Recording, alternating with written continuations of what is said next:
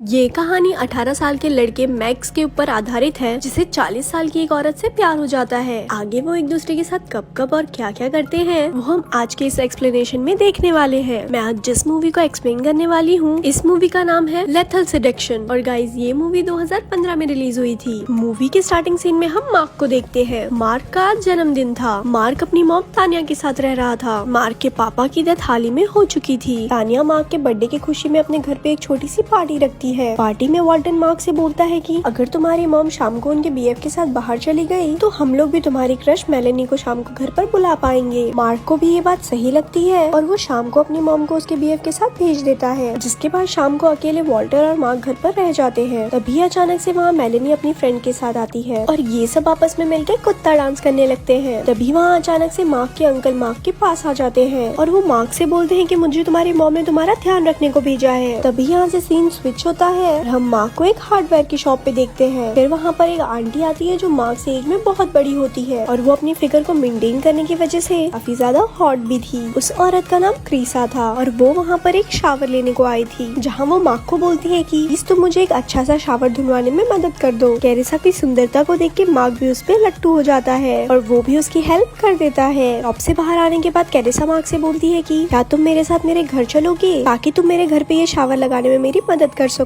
जिस पर मार्क भी बिना सोचे समझे उसे हाँ कर देता है। जब मार्क कैरिसा के घर पहुंचता है तो वो जल्दी से वहाँ पर शावर लगा देता है। कैरिसा भी उसे देखकर बहुत ज्यादा खुश होती है। तभी अचानक से कैरिसा अपना सब कुछ उतार देती है और वो मार्क को जन्नत की सैर करवाने लगती है और वो मार्क के सामने शावर में नहाते हुए मार्क से कहती है तुम चाहो तो मेरे पास आ सकते हो। जिस पर मार्क भी खुद को नहीं रोक पाता और वो कुत्ते की तरह शावर में नहाने के लिए उसके साथ चला जाता है और वहाँ वो दोनों पहली बार घपाघप करते हैं। अगले दिन मार्क वॉल्टर को ये सारी बातें बताने लगता है, लेकिन वॉल्टर को मार्क के बातों पर बिल्कुल भी यकीन नहीं होता। रात को फिर से हम मार्क को कैरिसा को एक कैफे में देखते हैं, जहाँ मार्क कैरिसा से कहता है कि मुझे एक सॉफ्टवेयर डेवलप करना है। जिसपे कैरिसा मार्क से कहती है कि मेरे जान पहचान में ऐसे लोग भी हैं जो तुम्हारी सॉफ्टवेयर डेवलप करने में तुम्हारी मदद कर देंगे। तभी कैरिसा वहाँ पर टॉयलेट जाती है। तब एक वेटर मार्क के पास आता है और वो मार्क से कहता है कि तुम जितना हो सके इस औरत से दूर रहो, वरना एक दिन ये औरत तुम्हें जिंदा खा जाएगी। लेकिन अपने मार्क भाई को इन सब बातों से कोई फर्क नहीं पड़ने वाला था और वो वेटर की बात को इग्नोर कर देता है और उसके बाद भी मार्क कैरिसा के साथ दिन रात घपाघप करता है। दूसरी तरफ मार्क की माँ तानिया को भी उसके अफेयर के बारे में पता चल चुका था और वो कैरिसा को डिनर पर बुलाती है, जहाँ कैरिसा तानिया से बोलती है कि तुम अपने बच्चे का ध्यान ऐसे रखती हो जैसे वो कोई दूध पीता बच्चा हो। जिसे सुनने के बाद तानिया के पिछवाड़े में आग लग जाती है और वो कैरिसा को वहाँ से भगा देती है। मार्क भी कैरिसा के पीछे पीछे जाता है और वो उससे माफी मांगता है, जिस पर कैरिसा मार्क से कहती है कि तेरी माँ तो खुद ही उसके बॉयफ्रेंड के साथ पूरे दिन घपाघप करती रहती है और वो मेरे सामने शरीफ बनने की बकचोदी कर रही है। ये बात सुनने के बाद मार्क भी कैरिसा के साथ उसके घर चला जाता है और घर पहुंचने के साथ ही वो अपना इम्पोर्टेंट काम शुरू कर देते हैं, मतलब पलंग तोड़ने का। उसके बाद तानिया को बेचैनी होने लगती है और वो कैरिसा के बारे में ऑनलाइन रिसर्च करने लगती है, जहाँ उसे पता चलता है ये कैरिसा चूना लगा के पैसे ऐंठने वाली लड़की है, मतलब औरत है। जिसके बाद वो सुबह सीधा कैरिसा के घर जाती है और मार्क को बाहर निकालने के लिए बोलती है, लेकिन कैरिसा वैसा नहीं करती और वो तानिया को वहाँ से भगा देती है। जिसके बाद कैरिसा मार्क से बोलती है कि तुम अब हमेशा मेरे पास रहोगे, लेकिन मार्क अपनी माँ के साथ रहना चाहता था, इसीलिए वो उसके साथ रहने के लिए उसे मना कर देता है। अगले दिन मार्क को कैरिसा से दूर रखने के लिए तानिया मेलिसी के साथ मार्क को डेट पर भेजती है, जहाँ पहुंचकर मेलिसी और मार्क एक दूसरे को किस करते हैं और उन्हें आपस में किस करते हुए कैरिसा भी देख लेती है और वो मार्क के वहाँ से जाते ही मेलिसी को टॉर्चर करने लगती है और वो मेलिसी से कहती है अगर तुम मार्क से दूर नहीं हुई तो मैं तुम्हें जान से मार दूंगी। अगले सीन में हम देखते हैं कि तानिया के बॉयफ्रेंड उसे बोलता है कि तुम मार्क की कुछ ज्यादा ही केयर करती हो, जिस वजह से दोनों में बहस हो जाती है और इस वजह से दोनों ब्रेकअप कर लेते हैं। अगले दिन मार्क समझदारी वाली बात करता है और वो वॉल्टर से कहता है कि अब मैं कैरिसा को छोड़ दूंगा, मैं मेलेनी से पैचअप कर लूंगा। लेकिन यहाँ पर वॉल्टर गांडू वाला काम करता है, वो कैरिसा को जाके ये सारी बातें बता देता है। ये सुनने के बाद कैरिसा को काफी ज्यादा गुस्सा आता है और वो वॉल्टर को अपने ही घर में बंद कर देती है और वो मार्क को वीडियो कॉल करके अपने घर बुलाती है और मार्क के घर आते ही कैरिसा उस पे दारू की बोतल से हमला कर देती है, जिसकी वजह से मार्क वहीं पर बेहोश हो जाता है और कैरिसा उसका सब कुछ उतार के उसे साइड में बांध देती है। अगले सुबह तानिया मार्क को कॉल करती है, लेकिन मार्क उसका कॉल नहीं उठाता। जिसके बाद कैरिसा मार्क के फोन से तानिया को कॉल करके अपने घर बुलाती है, जहाँ वो गन दिखा के तानिया को हथकड़ी पहना देती है और वो तानिया को एक गन दे के बोलती है तुम खुद को शूट कर लो क्योंकि तुमने मार्क को मुझसे छीन लिया है। उस गन में बस एक गोली थी और कैरिसा उसे गन दे के उस घर से चली जाती है। तब तानिया मार्क को बताती है कि मैं ऐसा बिल्कुल भी नहीं चाहती कि तुम अपने डैड की तरह मर जाओ जाओ, इसीलिए मुझे तुम्हारी हमेशा चिंता रहती है। दूसरी तरफ तानिया का बॉयफ्रेंड भी उसे काफी देर से फोन ट्राई कर रहा था, पर तानिया उसका फोन नहीं उठा रही थी। तब तानिया के बॉयफ्रेंड को याद आता है कि वहाँ से जाने से पहले तानिया ने उसे बताया था कि मैं कैरिसा के घर पर जा रही हूँ। जिसके बाद उसका बॉयफ्रेंड भी कैरिसा के घर के लिए निकल जाता है। उसके बाद तानिया रूम के अंदर फायर करती है और जमीन पे आराम से लेट जाती है और नीचे जमीन पे लेटने का नाटक करने लगती है, जिससे कैरिसा को लगता है कि तानिया ने खुद को मार दिया है। लेकिन कैरिसा के अंदर आते ही तानिया उस पर हमला कर देती है और वो मार्क को बचा के वहाँ से बाहर ले आती है। तभी वहाँ अचानक से कैरिसा फिर से इन दोनों के सामने आ जाती है। लेकिन तभी वहाँ अचानक से तानिया का बॉयफ्रेंड भी आ गया था। वो रॉड से कैरिसा को मार देता है, जिसकी वजह से कैरिसा वहीं पर बेहोश हो जाती है और ये लोग वहाँ बंद डब्बे में से वॉल्टर को भी बाहर निकाल लेते हैं। उसके बाद हम 1 महीने बाद का सीन देखते हैं, जहाँ तानिया अपने बॉयफ्रेंड को डेट कर रही थी और इधर मार्क भी मेलेनी को डेट करने लगा था। कुछ इस तरह से ये मूवी यहाँ पर खत्म हो जाती है। ऐसे ही और स्टोरीज सुनने के लिए हमारे पेज को लाइक करें। धन्यवाद।